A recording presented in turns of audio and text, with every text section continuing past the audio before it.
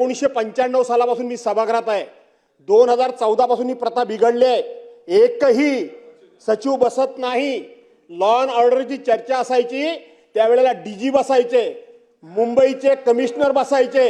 आता मंत्री उत्तर काय देतात की ते चेंबरमध्ये बसून ऐकतात. चेंबरमध्ये बसून हे सगळे अधिकाऱ्यांचे ह्यांनी लाड करून संपूर्ण राज्याचं प्रशासन बिघडवण्याचं काम 2014 पासून सुरू झालंय. हे साफ चुकीचं आहे.